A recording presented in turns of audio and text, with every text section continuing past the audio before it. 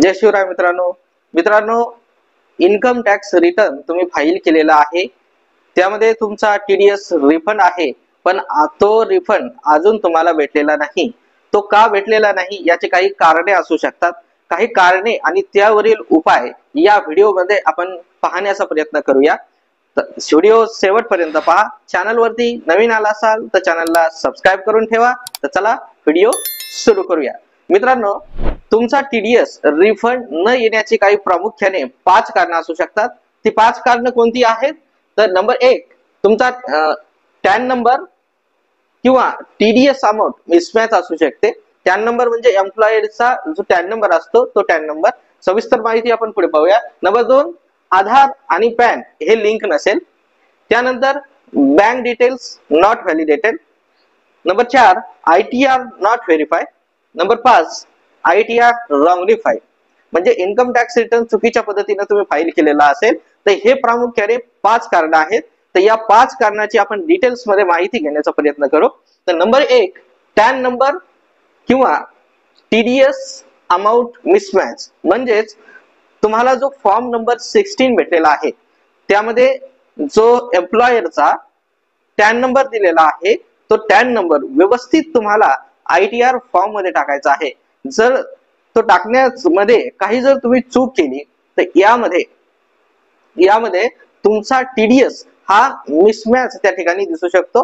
त्यामुळे जो टीडीएस तुमचा कटलेला आहे त्या ठिकाणी जे टीडीएस दाखवलेला आहे त्याचं क्रेडिट तुम्हाला त्या ठिकाणी भेटणार नाही, तो क्लेम तुम्ही करू शकत नाही। त्यामुळे तुम्हाला टीडीएस तुमचा रिफंड भेटणार नाही। आता हा झाला टॅन नंबर, पण टीडीएस अमाउंट मध्ये सुद्धा तसंच आहे। तुमच्या फॉर्म नंबर 16 मध्ये जेवढा काही टीडीएस दाखवलेला आहे तेवढा तुमच्या पगारीतून कटलेला आहे, तो डिपॉझिट तिथे केलेला आहे आणि तोच टीडीएस तुम्हाला क्लेम करायचा आहे।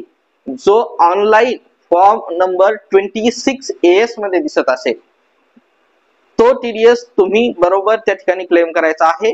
जर कमी किंवा जास्त त्या ठिकाणी क्लेम करायचा प्रयत्न केला तर टीडीएस अमाउंट ही मिसमॅच होणार आहे। जर तुमच्या 26 एएस मध्ये 50,000 रुपये दिसत असेल तर तुम्ही 1,00,000 रुपये टीडीएस क्लेम करू शकत नाही।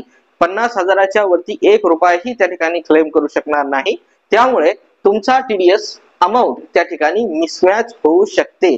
किंवा जर 26 एएस मध्ये दिसत नसेल आणि फॉर्म नंबर 16 मध्ये तुमचा टीडीएस कट झालेला असेल तर तुम्ही तुमच्या एम्प्लॉयर कडे संपर्क साधू शकता, त्यांना विचारू शकता की तुम्ही जो माझा सॅलरी मधून टीडीएस कट केलेला आहे तो तुम्ही टीडीएस चा रिटर्न तुम्ही भरलेला नाही, त्यामुळे ऑनलाइन 26 एएस मध्ये माझा टीडीएस दिसत नाही।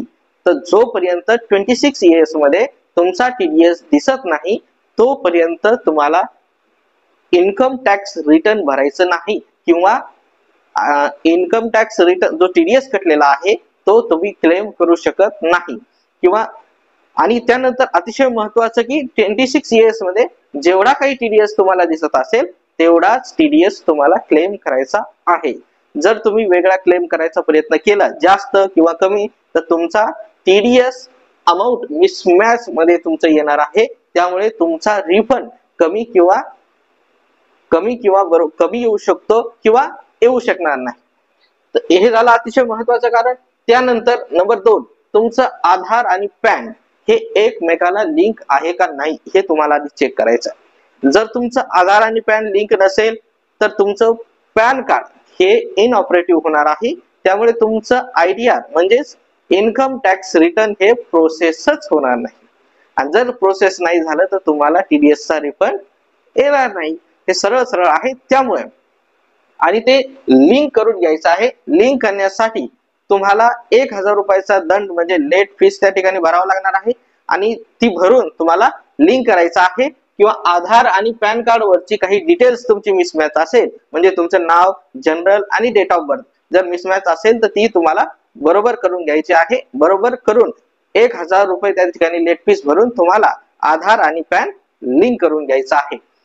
त्यानंतर number 3, bank detail not validated, म्हणजे तुम्ही दिलेली जी बँक डिटेल आहे, अकाउंट नंबर असेल, आयएफएससी कोड असेल, त्यानंतर हे सर्व डिटेल आणि तुमच्या अकाउंट नंबरला तुमचं आधार कार्ड आणि पॅन कार्ड लिंक असणं गरजेचं आहे।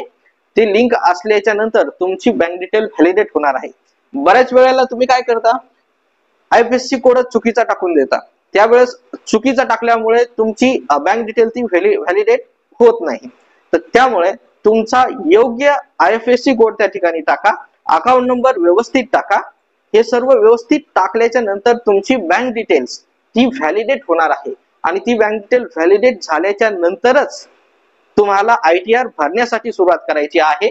किंवा जर तुम्ही ITR तुमचा प्रोसेस झालेला आहे आणि त्यामध्ये तुमचा TDS रिफंड आहे, पण तो बँक डिटेल व्हॅलिडेट नसल्यामुळे फेल झालेला आहे, जर फेल अशा केसेस मध्ये तुमची बँक डिटेल व्यवस्थित त्या ठिकाणी व्हॅलिडेट करून घ्या. व्हॅलिडेट झाल्याच्या नंतर तुम्हाला रिफंड रिइश्यू रिक्वेस्ट त्या ठिकाणी टाकायची आहे आणि रिफंड रिइश्यू रिक्वेस्ट टाकल्याच्या नंतर तुमचा जो TDS आहे तो तुमच्या बँक खात्यामध्ये तत्काळ जमा करण्यात येईल. त्यानंतर नंबर 4, ITR नॉट व्हेरीफाईड.